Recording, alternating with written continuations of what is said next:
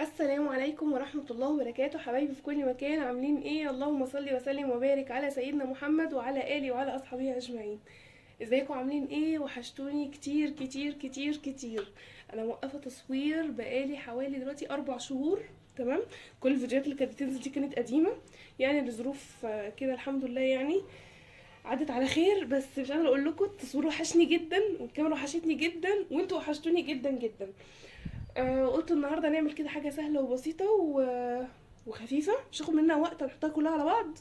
تمام. حاجه مسكره كده في البرد القارس اللي احنا فيه دوت، وهتبقى حلوه جدا. هنعمل النهارده مهلبيه الشوكولاته او بودنج الشوكولاته. طريقه سهله وبسيطه ومش مكلفه خالص، هي شويه لبن وشويه مقادير عندك في البيت هيتحطوا على بعض وخلاص، على كده شكرا. معايا، قولوا بسم الله الرحمن الرحيم كده. انا معايا كيلو حليب او لبن، ومعايا القشطه. بصوا ما شاء الله، دي القشطه بتاعت اللبن، قشطه علب اي حاجه اللي تفضليه. معلقتين 3، مش حابه ما تحطيش، حطي معلقتين لبن بودر بيعزز الطعم قوي. عندي كوبايه ونص سكر، والسكر حسب الرغبه. تمام. عندي على الكيلو لبن 4 معالق نشا، وعندي كمان معلقتين او 3 كده من الكاكاو الخام. قرب يخلص بقى، قلنا نعملهم بقى عشان نجيب الجديد بقى عشان رمضان، كل سنه وانتم طيبين. ومعلقتين من الكريم شانتيه او كيس كريم شانتيه، مش حابه تحطيه ما تحطيهوش. والاساس بقى معايا هنا عندي مكعبين 3 100 جرام شوكولاته زي ما بيقولوا. انا بحط بصراحه كده ايه بالبركه، اي نوع شوكولاته تحبيه، شوكولاته دارك، شوكولاته حليب، اي حاجه. ومكعبين زبده هحطهم في الاخر. كل اللي انا هعمله دلوقتي، طبعا اللبن ساقع معايا، هقول بسم الله. هحط بقى الكاكاو. بصوا الكاكاو انا مش بحط من ده كتير لان ده كاكاو خام، يعني خام قوي فطعمه جامد قوي. واحط مثلا معلقه كبيره من الكريم شانتيه دي من غير سكر، وهحط 4 معالق كبار كده نشا. كل ده واحنا على البارد، انا ما عملتش اي حاجه. بسم الله. وهحط كوبايه سكر عادي خالص، مش شرط يعني سكر بودر، بس مش قادره اقول لكم بيبقى طعمها تحفه. وهحط كمان القشطه. بسم الله. مش عندك قشطه ما تستعمليهاش، بس بصوا ما شاء الله، انا كان عندي بصراحه الوش بتاع اللبن ده بحوشه، بينفعني في الايه الوصفات اللي زي كده، بيخلي اللبن دسم زياده كده وبيبقى جميل جدا. طب كده ناقص الفانيليا والزبده.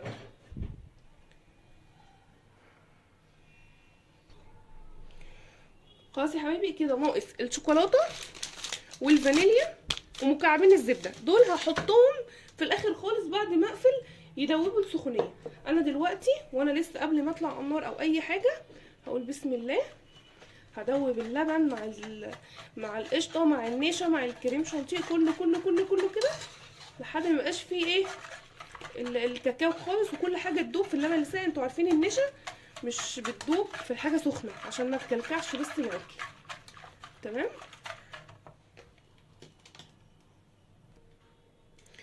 بصوا حبايبي، خلاص كده كله اتاكدت انه داب. طبعا السكر هيجيب في الحراره اكتر، بس النشا والكريم شانتيه وكل ده خلاص كده بقى تمام وزي الفل. هرفع بقى دلوقتي على النار، وايدك فيه ما تسيبهوش عشان ما يكلكعش وما يشطش من تحت. هنعمل نرفعه على البوتاجاز. بصوا حبايبي، ركزي بقى كده، اقلب لحد ما هتلاقيها تقلت بقى زي المهلبيه العاديه خالص، وبتبقى طعمها تحفه. دي تكتلات كاكاو هتفك دلوقتي. هفضل بقى اقلب فيها لحد ما تتقل معايا وتديني السمك اللي انا عايزاه. لو وصلتي هنا الفيديو متنسيش تحطي لي لايك وتشتركي في القناه وتفعلي زرار الجرس عشان نعمل حاجات جامده قوي الايام الجايه ان شاء الله. بس دعموني بس بلايك كده وكومنت عشان نستمر باذن الله. هفضل بقى اقلب فيها لحد ما القوام بتاعها يتقل ونرجع تاني مع بعض. بصوا حبايبي، خلاص كده المهلبيه معايا بقت لوز العنب.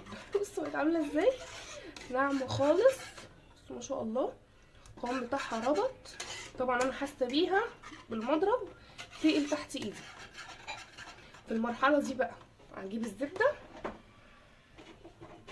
هحط دلوقتي مكعب الزبده. لو مش عندك استغني عنه تماما ولا اي حاجه، دقيق اللبن بتاعنا دسم وفيه قشطه، احنا بنحط الحاجات دي تعزز طعمه وتبقى حاجه كده وهميه. بصوا خلاص ساحت اهي. هبتدي انزل بالشوكولاته، كسرها بس كده مكعبين 3. بصي اللي عندك، مش متقيد بحاجه معينه، بس كده. كل بقى ده هيسيح. هنزل بقى فيها. بصوا الشوكولاته، بصوا المنظر، والزبده ادت لمعه تحفه تحفه تحفه جدا، ما شاء الله تبارك الرحمن. خلاص كده هقفل بقى النار.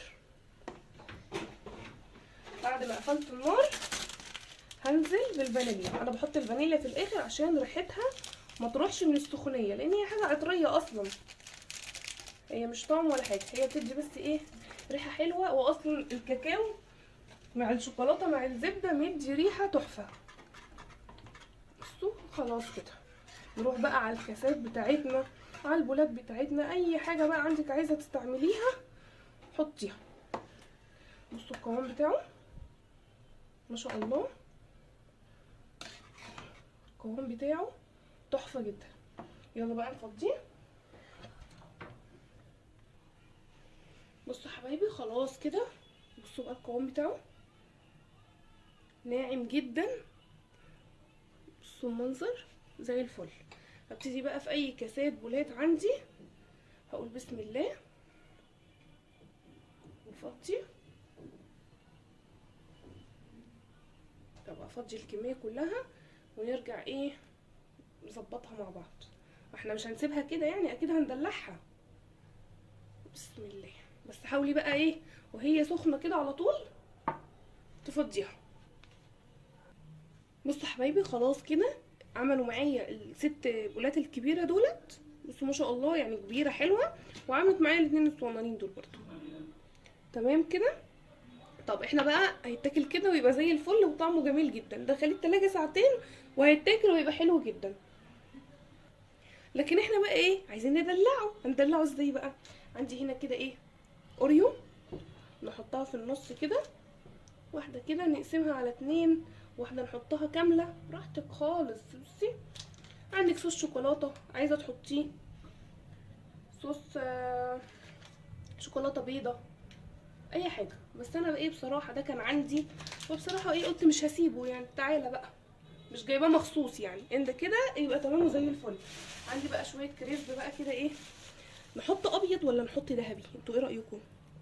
انا باينه اهو كريسب كده ذهبي ينطق كده معايا لون الشوكولاته، وهيبقى كده حاجه عظمه عظمه عظمه. بسم الله.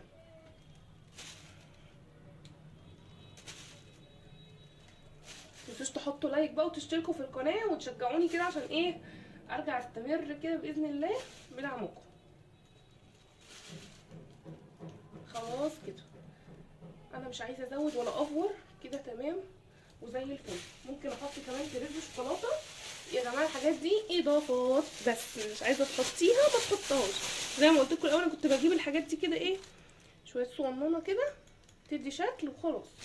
حاجات بسيطه على فكره اللي بحطها، مش حاجه ايه اوفر قوي. وبتفرح على فكره العيال جدا يعني، بتفرح الاطفال جدا. انا عندي عيال بيحبوا ياكلوا الحاجات دي جدا، تبقى كده فيها ايه بهجه زي ما بيقولوا. تمام وزي الفل. فما شاء الله كيلو الحليب وشويه النشا عملوا لي الكميه المحترمه دي. ايه رايكم بقى؟ بسم الله. خلاص يا حبايبي كده الوصفه بتاعتنا بصوا ما كملتش اصلا يعني، هي بس مدتها على النار 10 دقايق وطلع احلى حاله عندك بالجمال والحلاوه دي. اتمنى تكون الوصفه عجبتكم ونالت رضاكم كده بقى. اتمنى منكم لايك وشير وكومنت حلو تشجعوني بيه، وتشتركوا بقى في القناه واستنوني في وصفات تانية احلى واحلى بتشجيعكم ليا. السلام عليكم ورحمه الله وبركاته.